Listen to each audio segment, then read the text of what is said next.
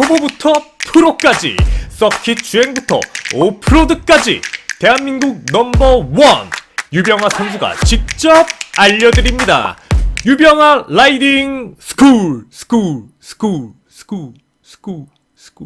앵나니 채널은 유병아 프로와 함께합니다.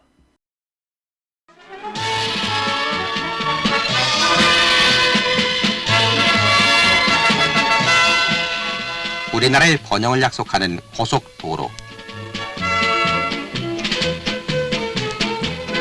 그러나 우리는 이 고속도로에서 사고를 예방하기 위해 차량 정비를 철저히 해야 하며 운전수는 제반 안전수칙을 지켜야 하겠습니다. 때는 1972년 제4공화국이 출범하고 유신 헌법이 시작되면서 정치, 경제, 사회 등 국가 전 분야에 영향을 미치게 되었다. 특히 이때부터 한국 경제가 북한을 압도하기 시작하고 많은 산업적 발전을 이루어내면서 북한과의 경제적으로나 군사적으로나 격차를 벌려나가는 해이기도 했다. 하지만 동시에 문제점도 많았는데 특히 그 중에 고속도로 교통사고는 해마다 34% 증가율을 보이고 있었다. 이는 불안전한 저속 차량의 운행과 노후 차량의 운행, 그리고 운전자들의 안전수칙 무시와 과로 운행 등으로 이와 같이 사고율이 증가하는 원인으로 손꼽았다. 이에 내무부는 엄청난 피해가 따르고 있는 고속도로 사고 예방책의 하나로 그해 1972년 6월 1일부터 고속도로 전 구간에 오토바이와 용달용 3륜차 통행을 전면 금지시키기로 하고 일반 차량에 대해서는 주행속도를 반드시 지키도록 당부했다. 하지만 여기에는 수많은 모순들이 숨겨져 있었다. 1972년 이 당시 경찰청에 해당하는 내무부 치안국은 2륜차와 3륜차의 사고를 함께 묶어 조사했다는 점이다.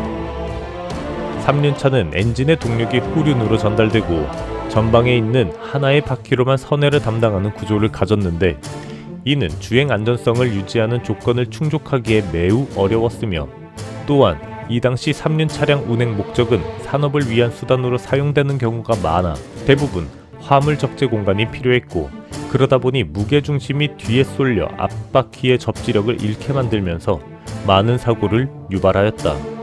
이와 같은 문제로 1970년대 중반부터 마츠다의 3륜차 단종을 시작으로 기아에서도 3륜차를 단종하기 시작했고 그 결과 이런 3륜차 면허에 해당되는 일종 소형 면허 역시 1984년 이후부터 중단되었다. 하지만 반대로 2륜차의 경우는 다르다. 당시 경향신문의 보도에 따르면 고속도로의 경제적 역할을 바란다는 제목으로 1972년 2륜차와 3륜차 사고율을 조사할 당시 250cc 이상의 2륜차는 성행하지도 않았으며 사고율 또한 정확한 통계에 근거하는 것이 아니라는 의견을 내놓았다.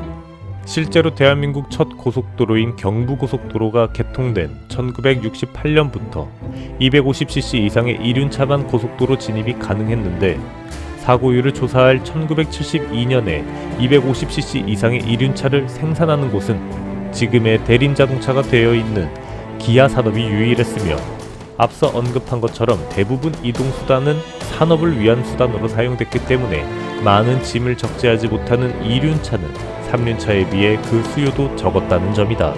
또한 이동거리도 3륜차 및 자동차에 비해 턱없이 부족하고 지금처럼 고속도로 휴게소마다 주유소가 있지도 않았던 시절이라 굳이 2륜차를 타고 고속도로에 진입해 운송할 이유가 없다는 점도 사고율이 맞지 않음을 그 예시로 꼽았다.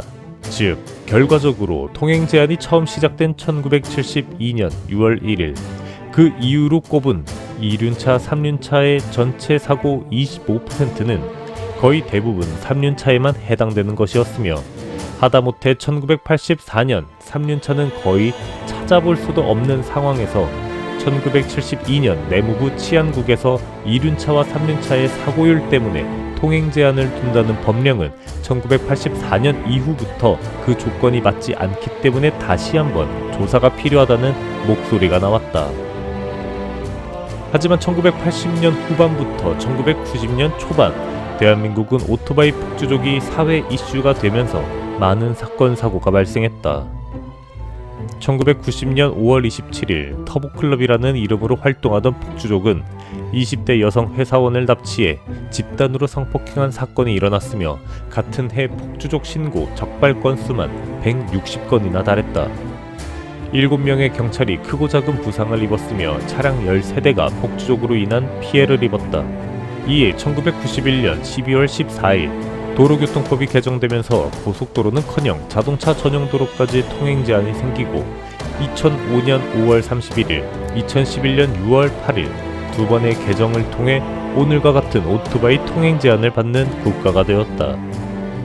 그 시작과 그 과정이 잘못되었지만 그 누구의 탓과 그 누구의 책임이라 말할 수는 없다. 하지만 그 결과는 매우 일방적이고 매우 편견적인 결과로 이어졌다.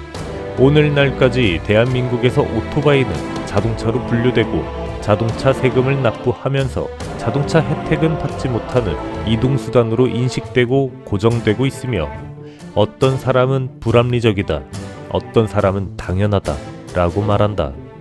그리고 이건 오토바이 취미를 가졌고 안 가졌고로 나뉘는 것도 아니었다.